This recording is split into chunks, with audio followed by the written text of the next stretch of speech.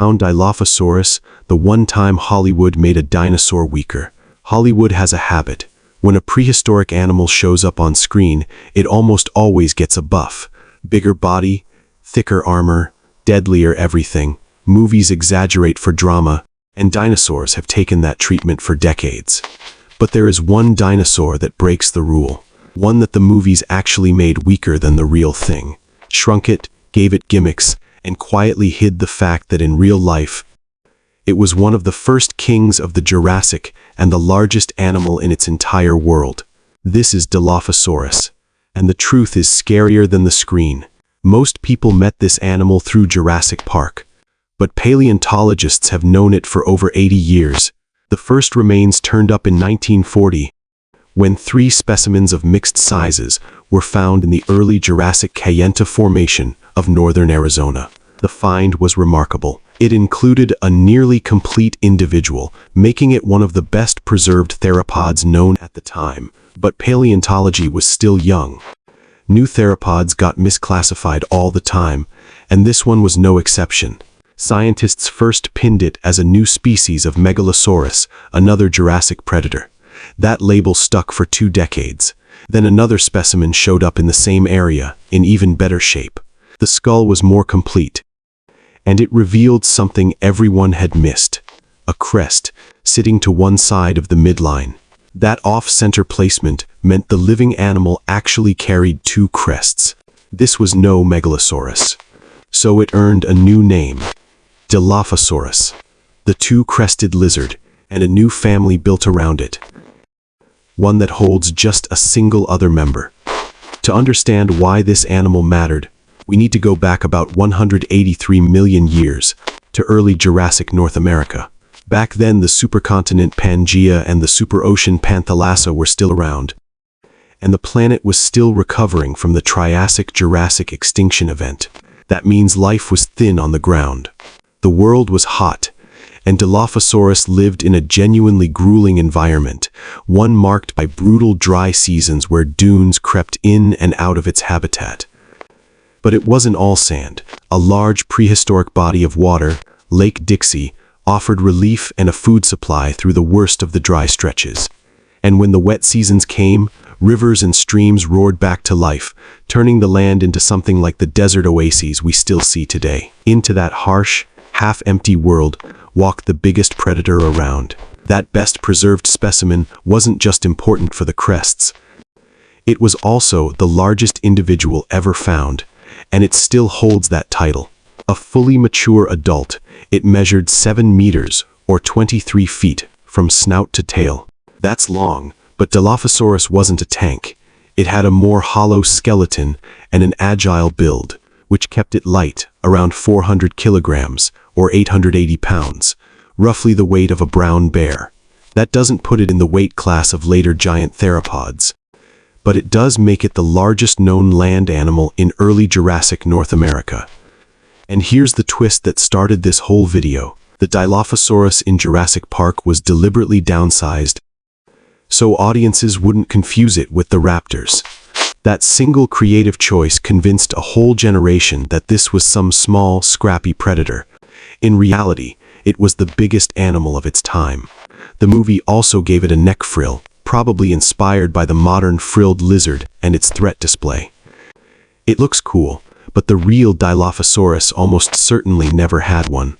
What it did have was those 2 prominent crests. They were fairly large, built from very thin bone running from the snout to behind the eye socket, and in life they were likely topped with a layer of keratin, which means we're not entirely sure of their true shape. We're also not fully sure of their job. At first, people guessed thermoregulation, given their size and the animal's hot world. But most now lean toward individual recognition or sexual selection, because the crests varied so much in size and shape from one Dilophosaurus to the next. For a while, some imagined the crests as battering rams used against prey and rivals. That idea is widely unsupported today, for a simple reason.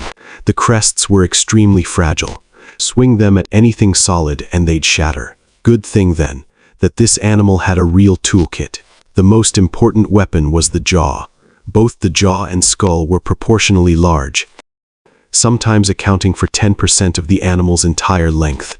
That gave room for roughly 30 teeth, all long, curved, thin, and compressed sideways. Each tooth carried numerous serrations, sometimes over 70 split across the front and back edges.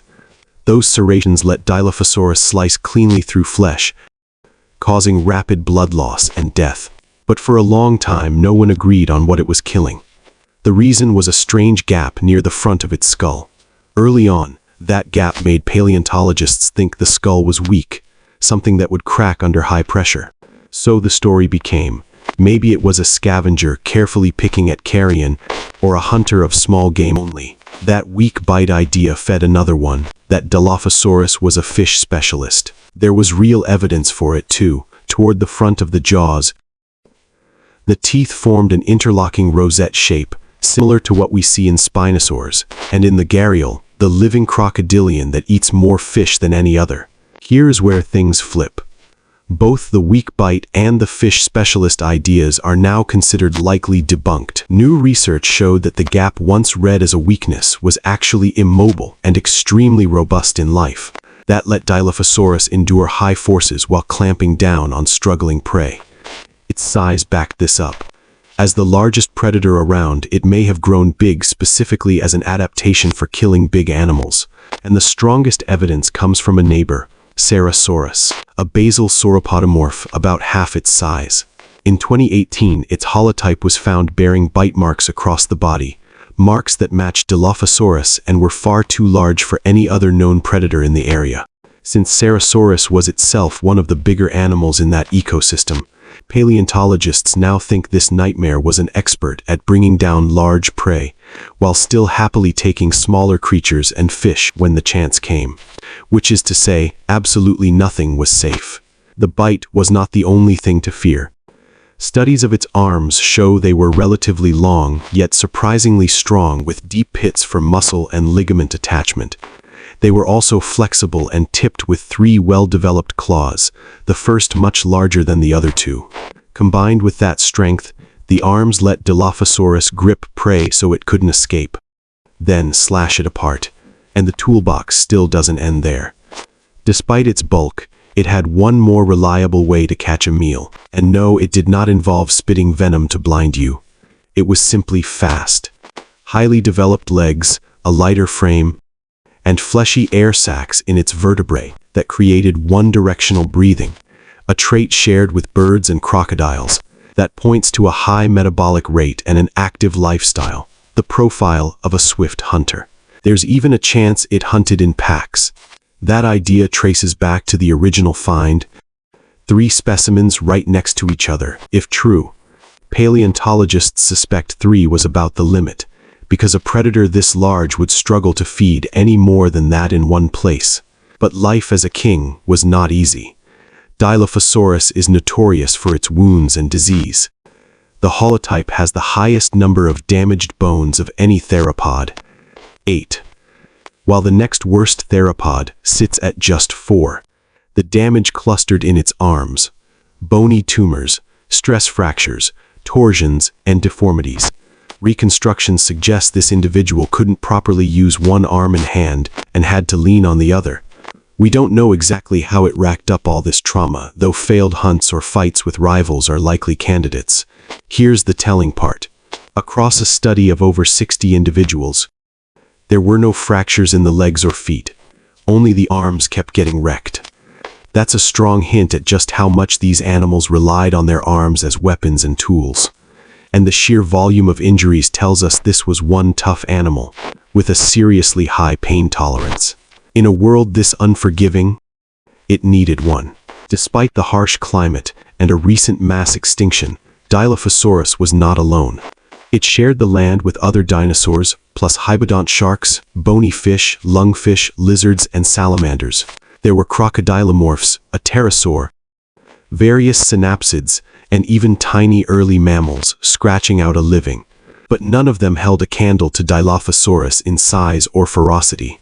It was the undisputed apex predator of early Jurassic North America. So here's the strange legacy. The one dinosaur Hollywood chose to shrink, turned out to be a genuine king. A fast, powerful, oversized hunter that ruled a recovering world and wore its scars like a veteran. The real story was always bigger than the frill and the venom, and Dilophosaurus isn't the only animal whose modern reputation misses the truth. The past is full of creatures we've quietly gotten wrong. We can only hope that one day we'll finally see this one's true glory on the big screen.